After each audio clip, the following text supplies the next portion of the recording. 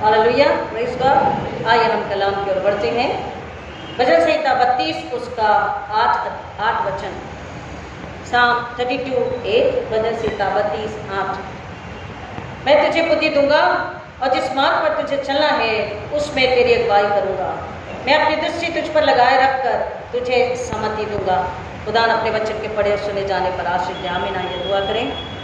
मेरे मुख्य शब्द हमारे हृदय के विचार आपको कबूल हो खुदावन, इसलिए फिर एक बार पाक रूह के हाथों में अपने आप को और हमारी जमात को देती हूँ। अपनी बुद्धि, अपनी समझ, अपना शब्द, अपनी इच्छा दीजिए और खुदावन पाक रूह के जरिए आप हमें चलाइए।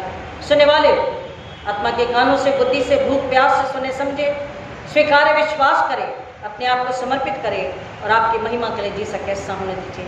हम गठेश बड़े अनुग्रह आपसे मांगते मांगते यीशु मसीह के नाम में आमीन। Hallelujah, praise God.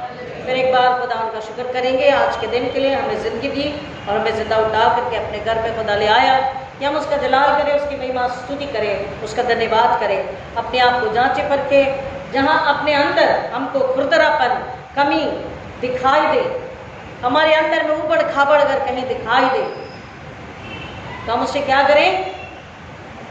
आज उससे खुदावन के कलाम से, जिंदा पाक दुधारू तलवार वचन से, उसके खून से, उसके लहू से, उसके पाक रूह की आग से अपने आप को हम क्या करें?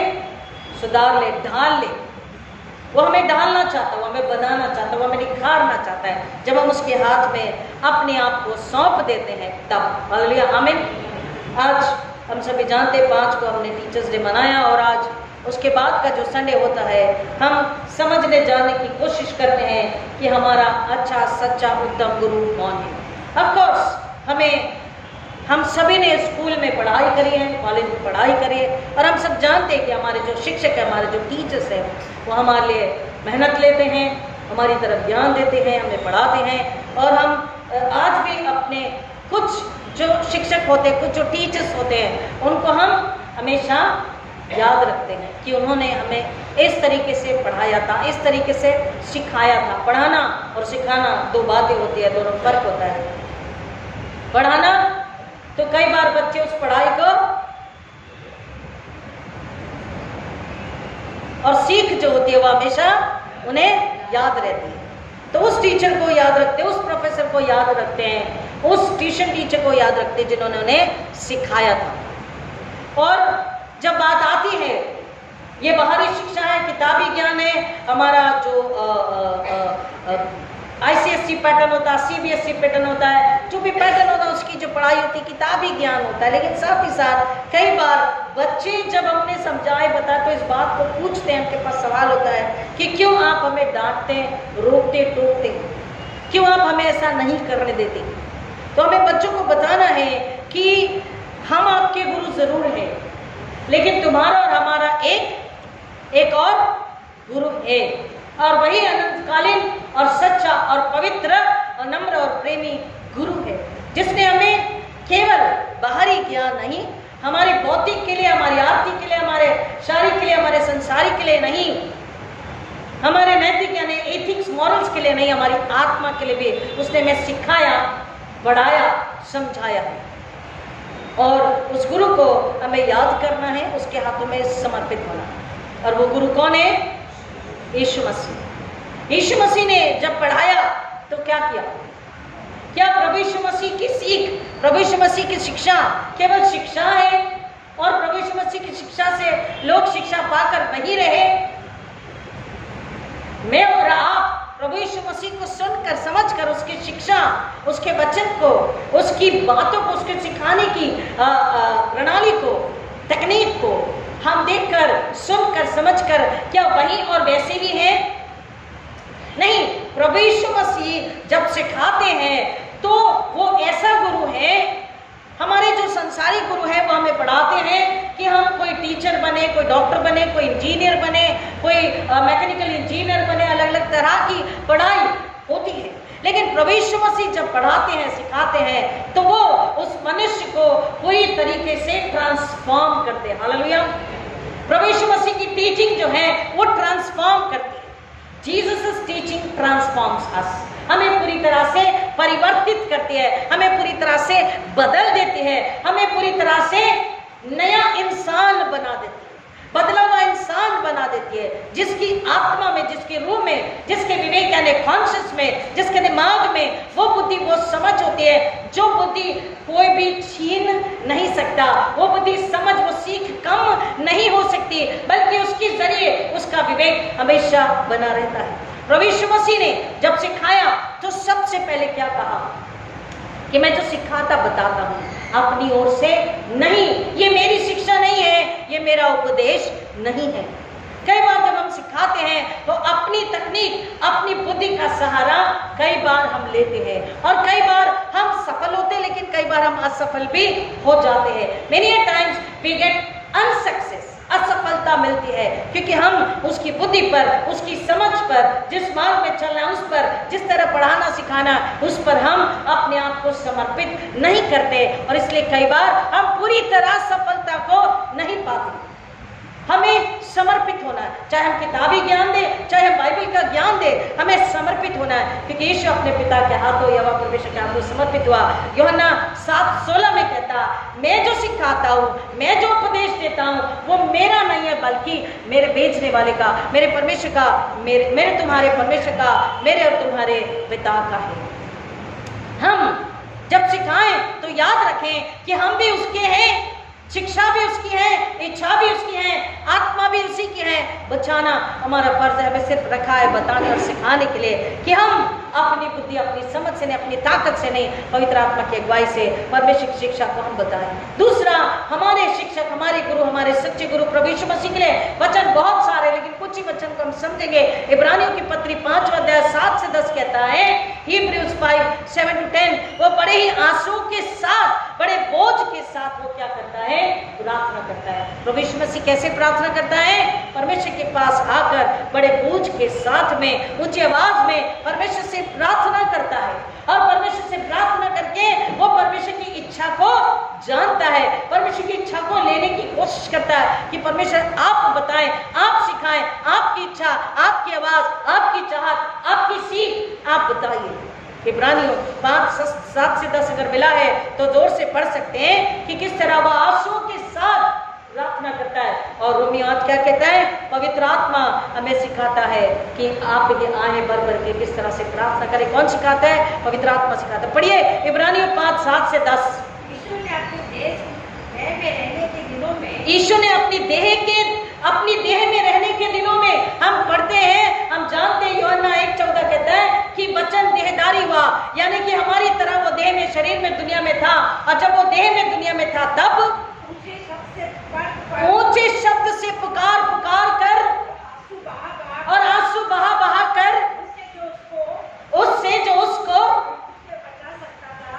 बुद्धि बता सकता था विनंती करता है, प्रार्थना करता है ऊंचे शब्द से।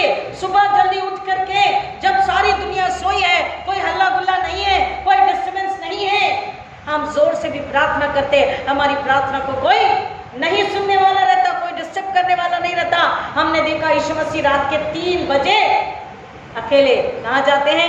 पहाड़ी पे जाके प्रार्थना करते हैं, ऊंचे शब्द से पुकार कर और आंसू के साथ कराह कर, बोझ, आंसू मतलब बोझ के साथ, बर्डन, हम अपने परिवार के लिए बोझ उठाते हैं। हमारे बच्चे, हमारे परिवार भटके नहीं, उन्हें सारा सुकून, सारा आनंद मिले, सारी आशीष मिले, वो अच्छी शिक्षा पर चले। हम अपने परिवार के लिए बोझ के साथ मेहनत करते हैं, बोझ के साथ प्रार्थना करते हैं, बोझ के साथ हम समर्पण करते हैं, बोझ के साथ हम त्याग करते हैं।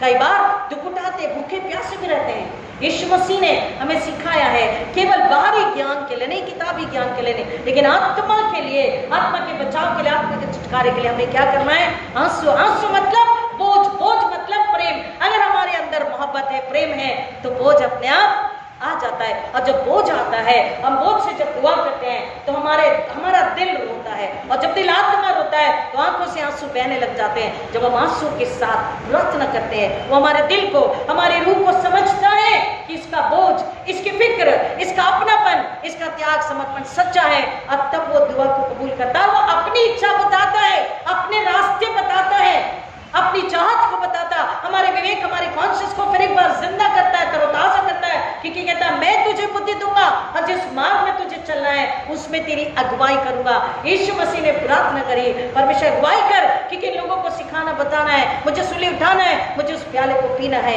वो प्रार्थना करता और परमेश्वर की इच्छा को जानता और परमेश्वर की इच्छा को वो पूरा करता।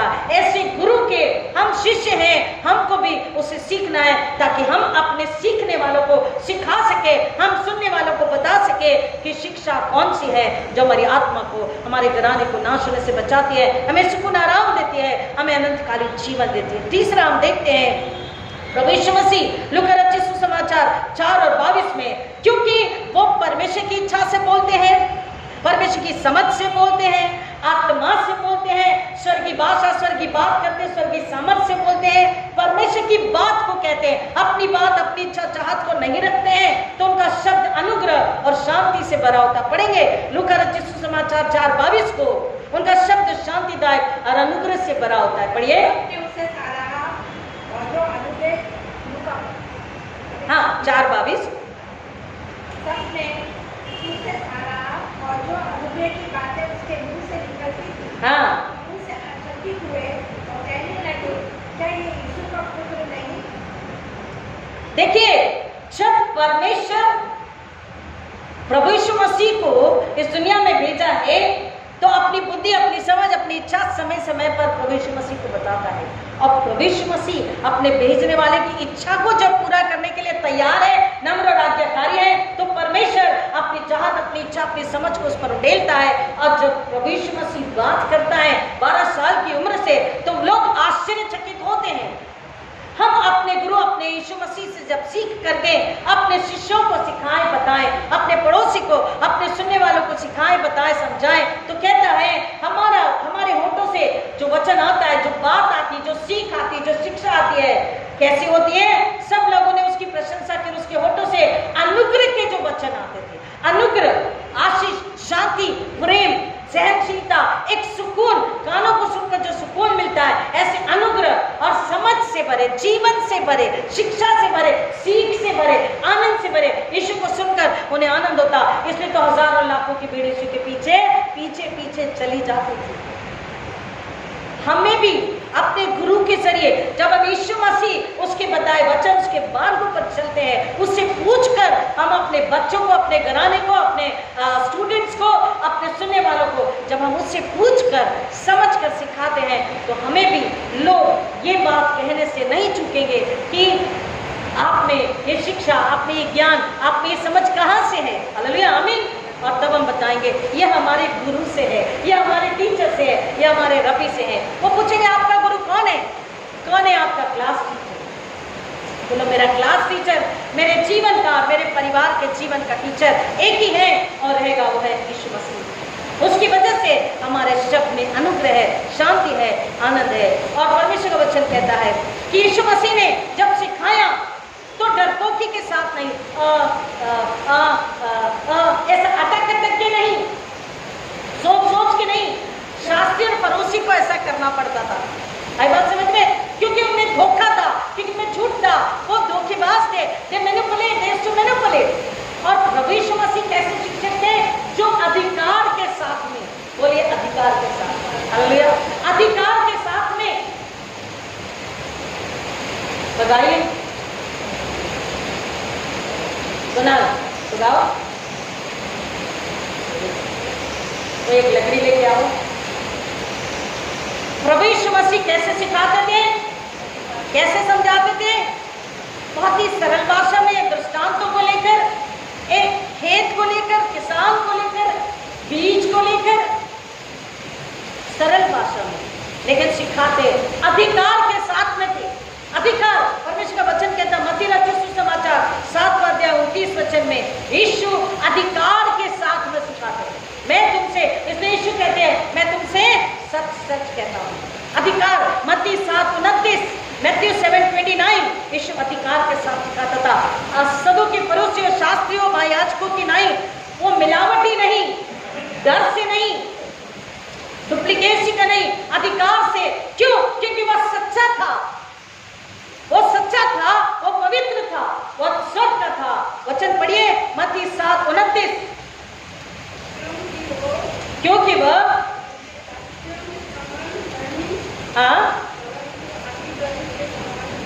अधिकारी के समान उन्हें सिखाता था। अधिकारी के समान कौन सिखाएगा? जिसके पास स्वर्ग से अधिकार है। हालेलुया! स्वर्ग से, जमीन से नहीं, स्वर्ग से अधिकार। और हमें भी वो अधिकार प्रभु यीशु मसीह के फॉलोअर्स होने के नाते, परमेश्वर के परिवार बच्चे होने के नाते हमें भी वो अधिकार प्राप्त है और प्राप्त हो सकता है कि हम जब उसके पास आए, यीशु अपने पिता से पूछता है, हम पवित्र आत्मा सहायक के पास आकर उससे पूछे, हे उत्तम गुरु, हे अच्छे नबी, यीशु हमें सिखा और बता। हम अपने आप को, अपने परिवार को, अपने स्टूडेंट्स को, हमारे सुनने वालों को हम किस तरह सिखाएं, हम किस तरह बताएं, हम किस तरह समझाएं। जब परमेश्वर की बुद्धि, परमेश्वर की सामर्थ, परमेश्वर की सच्चाई, परमेश्वर का जीवन, परमेश्वर की पवित्रता है, हम सच्चाई का वचन आत्मा से, खराई से, बिना डरे, बिना झिझके आत्मा में हम अधिकार के साथ सिखाते हैं। और जब अधिकार के साथ सिखाते हैं, सुनने वाले को फिर एक बार ताजुब होता है, लेकिन ताजुब के साथ उसे ये समझ में आता है, ये सच्चाई की सीख है, ये पवित्रता की सीख है, ये जीवन की सीख है, ये आत्मा और हमारे कॉन्शियस विवेक की रक्षा की सीख है। और वो सुनकर समझता है, उस व्यक्ति की आत्मा नाश होने से बचे। वो व्यक्ति अगर भटका हुआ है, अगर जो सुधरा है और सीधे मार्ग पर, सरल मार्ग पे चलता है, पवित्रता की राह पे उसका जीवन चलता है, अगर जो भटका है वो धीरे धीरे उस शिक्षा की ओर बढ़कर अपने जीवन को सही मार्ग पर लाता है। प्रभु यीशु मसीह ने दो रास्तों को बताया, एक सकरा है और एक चौड़ा। दो जगहों को बताया। सकरा रास्ता जीवन को ले जाता है, स्वर्ग को, और चौड़ा रास्ता नरक को लेकर जाता है। जब हम इस बात को, आज पूरी दुनिया इस बात को जानना चाहती है, सच्चा परमेश्वर कौन है। प्रभु यीशु मसीह का जन्म ही इसलिए हुआ, वो दुनिया में इसलिए आया है, वो शिक्षक दुनिया को बताता है कि रास्ता कौन है, मंजिल कहाँ है, सच्चा परमेश्वर कौन है, परमेश्वर जीवित है या मरा है। यीशु शिक्षक होकर दुनिया को सिखाए हैं, हमें वो शिक्षा मिली और हमें पवित्र आत्मा सहायक मिला। और उनके पास वो सहायक नहीं है, हमारे पास सहायक है। और उस सहायक के पास जब हम आते हैं तो हम उस सहायक के जरिए, पवित्र आत्मा के जरिए, अधिकार के साथ सच्चाई का, पवित्रता का, जीवन का वचन और शिक्षा और सीख हम लोगों को सिखा सकते हैं। और परमेश्वर का वचन कहता है मत्ती रचित सुसमाचार 13वें अध्याय में 13 से 30 में कि यीशु मसीह कह रहे हैं कि मैं अच्छा बीज बोता हूँ। कैसा बीज बोता हूँ? क्योंकि वो परमेश्वर से है, पवित्रता से है, परमेश्वर के व्यय में है, परमेश्वर की इच्छा में है, तो वो कौन सा बीज बोता है? अच्छा बीज। और अच्छा बीज अच्छी फसल को लेकर आता है। जब हम प्रभु यीशु मसीह, हमारे शिक्षक, हमारे गुरु के जरिए हम अपने स्टूडेंट्स को, अपने सुनने वालों को, केवल जरूरी नहीं है कि जो टीचर है वही पढ़ाते हैं, हम अपने परिवार को, हम अपने भाई बहनों को, हम अपने रिश्तेदारों को, हम अपने पड़ोसी को, हम अपने सुनने वालों को, हम अपने मित्रों को भी अच्छी सीख दे सकते हैं। और वो सीख परमेश्वर के वचन के अनुसार जब हम देते हैं, अच्छा बीज, अगर हम अच्छी शिक्षा, अच्छी सीख, अच्छा बीज, अच्छी बातें, अच्छी प्लानिंग देंगे तो कोई भी सुनेगा, सुनने के लिए आतुर होगा, तत्पर होगा, सुनेगा, समझेगा और उसको अपने साथ में लेकर जाने के लिए तैयार होगा। लेकिन अगर हम अच्छी सीख, अच्छी शिक्षा, अच्छी बात नहीं बताएंगे, अच्छी योजना, अच्छी प्लानिंग उन्हें नहीं देंगे तो हमें कोई भी नहीं सुनेगा। फिर प्रभु यीशु मसीह, क्योंकि सुनिए ध्यान से, प्रभु यीशु मसीह क्योंकि परमेश्वर से, उसके वचन से, उसकी इच्छा से, उसकी आज्ञा से पवित्रता और सत्य और जीवन बहुतायत के जीवन का टीचिंग और सीख देते हैं, शिक्षा और सीख देते हैं, इसलिए वो हमें एक और बात सिखाते हैं।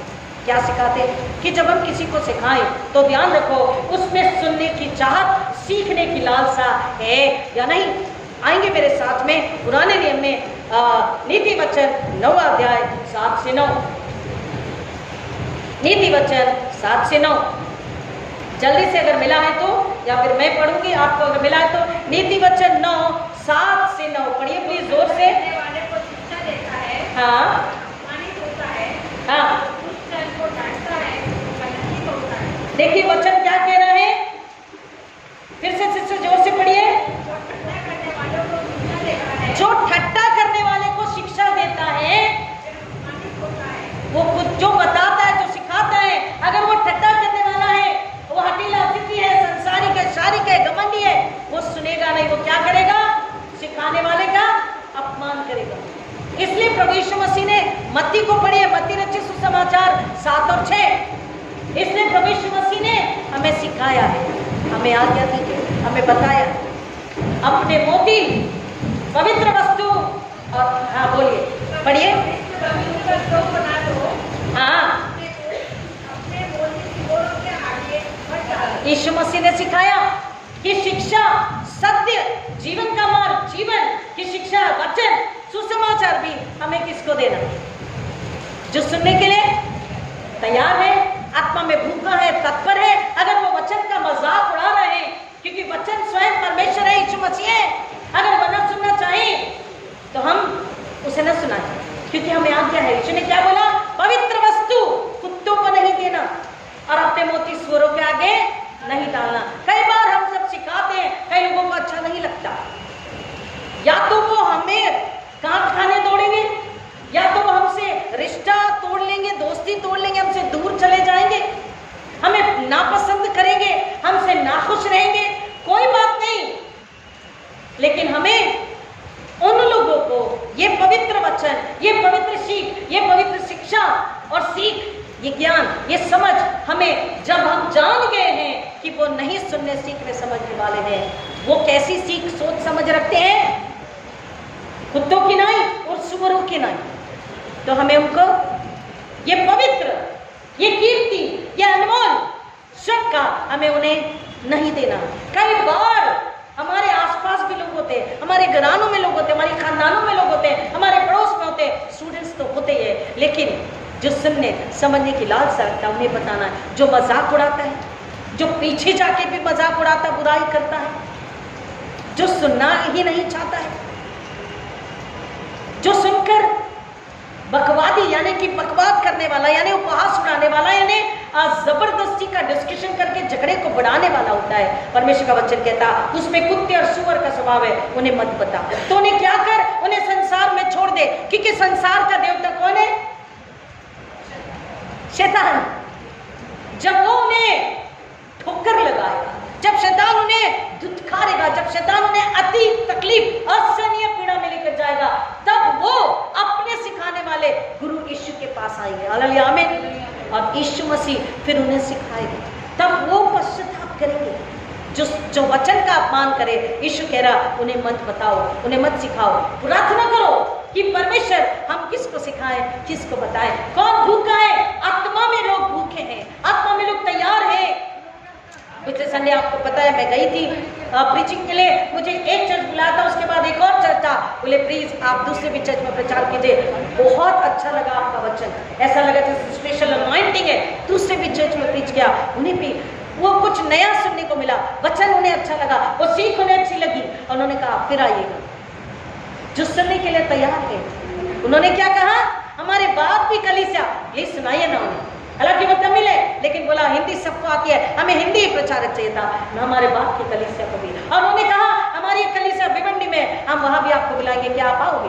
देखिए, जिसको भूख है, जिसको प्यास है, जिसको चाहत लालसा है, वो मांगता है, वो भरता है और दूसरे के लिए भी मांगता है। हमको यीशु मसीह के पास आना है और उससे पूछना है, वो हमें बताता है, वो हमें सिखाता है कि हम किसे वचन दें, किसके लिए प्रार्थना करें, किसे वचन ना दे, किसके लिए प्रार्थना ना करें। कई लोग उपहास में उड़ा देते, कई लोग मजाक में उड़ा देते, विधियों का मजाक उड़ा देते। इसलिए मैंने कहा बार बार वचन को पढ़िए, पुराने नियम को पढ़िए।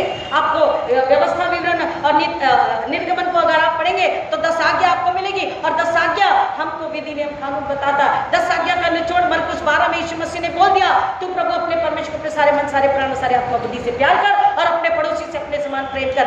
10 का निचोड़ एक साथ यीशु मसीह ने 2 में दे दिया। जो प्रभु अपने परमेश्वर को सारे तन, मन, धन, बुद्धि, प्राण, आत्मा से प्यार करेगा, वो प्रभु यीशु मसीह में पवित्र आत्मा के जरिए एक रहेगा। और अपने पड़ोसी से प्यार करने का मतलब है उसे ये शिक्षा, ये विधि, ये नियम, ये कानून देगा, वो शिक्षा देगा जो प्रभु यीशु मसीह ने हमें दिया है, और हमारे पड़ोसी की आत्मा नाश होने से बचेगी। प्रभु यीशु मसीह ने, जैसा कि अगर करंट चला जाता है तो हम मोमबत्ती जलाते हैं। पहले लालटेन हुआ करती थी, दिया जलाया करते थे, अब हम मोमबत्ती जलाते हैं। तो मोमबत्ती जब हम जलाते हैं, तो फर्स्ट संडे में इंस्टॉलेशन में आपके हाथों में कैंडल दिया, मोमबत्ती जलाने के बाद क्या हुआ? रोशनी आई। और कमान, और क्या हुआ? मोमबत्ती क्या होता है उसको जलाते हैं तो? हाँ जी, अंधेरा खत्म करता। और मोमबत्ती खुद जलती है और प्रकाश देती है। हालेलुया। जल कर प्रकाश देती है। यीशु मसीह ने, हमारे गुरु, हमारे टीचर ने अपने आप को त्याग में दे दिया हमारे लिए, अपने आप को मिटा दिया मेरे और आपके लिए। उसने खुद को हमारे लिए पूरी की पूरी तरह से समर्पित किया। उसने हमारा अंधकार, उसने हमारी अज्ञानता, उसने हमारा पाप, उसने हमारी बुराई, उसने हमारा अधर्म, उसने हमारी मौत को ले लिया और उसने हमें ज्योति, अनंतकालीन ज्योति दिया। उसने हमें अनंतकालीन जीवन दिया, अनंतकालीन सुकून, आनंद का उतार दिया। और वो हमसे कहता, तुम जगत की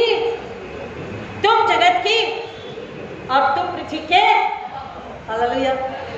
हमारी इतनी बड़ी उपमा, हम उसको गवाए नहीं, हम उसको सूरों के आगे न डाले।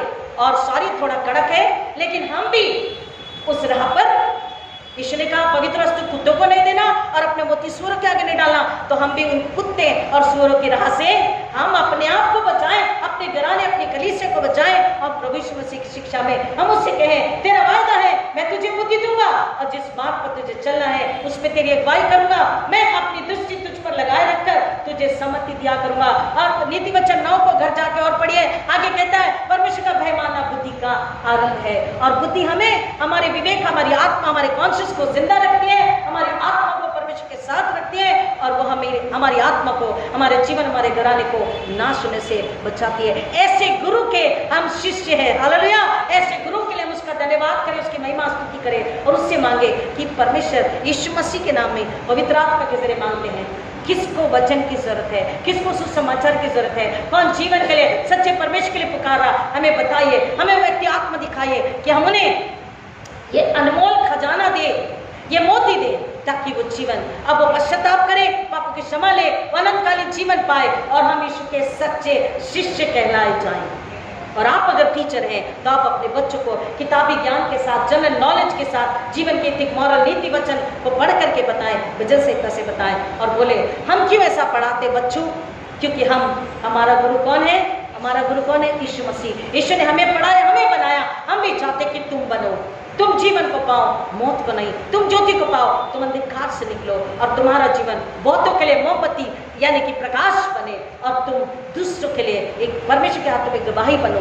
तुम ना नाश हो, दूसरे भी ना नाश हो, क्योंकि यीशु मसीह ने ऐसा ही प्रकाश हमें दिया, ऐसे दुख तकलीफ वेदना उठाकर अपने आप को मिटाया हमें बनाने के लिए। हमको मिटना नहीं है, एक मिट चुका, एक ने अपने प्राण दे दिए, हमको मिटना नहीं, हमको क्या करना है? हमको उसके लिए बनना है। बोलिए, हमें उसके लिए बनना, हमें उसके लिए मिटना नहीं है प्रियो, हमें उसके लिए मरना नहीं है मेरे प्रियो, हमें उसके लिए जीना है, उसके लिए बन जाना है, निखर जाना है और उसके लिए जीना है, ताकि हम उसकी ज्योति, उसका नमक, उसका प्रेम, उसका जीवन, उसका आनंद, उसकी बहुतायत, अनंतकालीन जीवन हम दूसरों तक पहुंचा सके। इसलिए हम उसके शिष्य हैं, इसलिए हम उसकी कलीसिया, इसलिए हम उसकी जमात, उसके बुलाए हुए चुने हुए लोग, उसकी निज प्रजा है। प्रियो, हम उससे मांगे, हे गुरु यीशु, आज हमें फिर एक बार सिखा बता, हम तेरे चरणों में हैं, हमें सिखा बता, समझा कि हम सीख कर समझ कर जाए और एक और को सिखाए बताए। पहले शायद उससे बुरा लगे, दोबारा तिबारा उससे बुरा लगे, 7 बार, अगर नहीं तो फिर उसे छोड़ दो संसार के पास कि वो नहीं सीख रहा,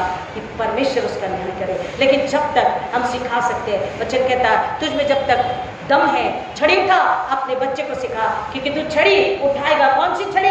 ये वचन की छड़ी जब तुम उठाओगे तुम्हारे बच्चों की आत्मा नाश होने से बचेगी, वो मर नहीं जाएंगे। प्रभु इस वचन की गहराई में जाने आशीर्वाद करें कि हम अपने गुरु के यीशु के चरणों में बने रहे और उससे बुद्धि को मांगे। वो जो कहता है वही, वो जैसा कहता है वही हम सिखाए बताए, ताकि आत्मा नाश होने से बचे और हम उसकी सूली के लिए महिमा लाने वाले उसके शिष्य बन।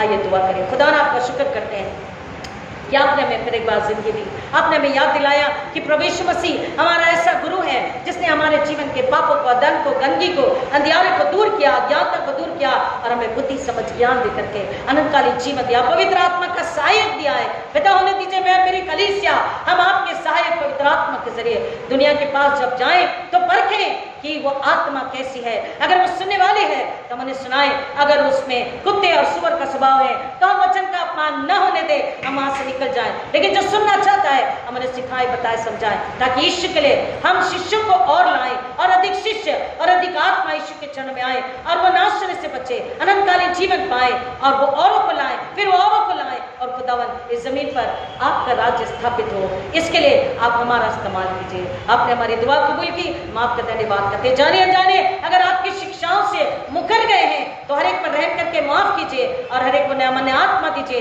क्योंकि आप भलाई है, हमें भलाई का आत्मा दीजिए। आप सच्चाई है, हमें सच्चाई का आत्मा दीजिए। और आपकी राह पे सकरे मार्ग पे चल के हमें आत्मा को सिखाने और बताने और बचाने के लिए इस्तेमाल कीजिए। हम घटे यीशु बड़े ऐसा होने दीजिए, मांगते यीशु मसीह के नाम में, आमीन। हमारे पुण्यतित प्रभु यीशु मसीह का अनुग्रह, परमेश्वर पिता का प्रेम, पवित्र आत्मा की संगति और शांति आपके सारे के साथ, जो पहली बार सुन रहे सुनेगा उनके साथ अभी और यीशु के आने तक हमेशा हमेशा बना रहे, आमीन। God bless you.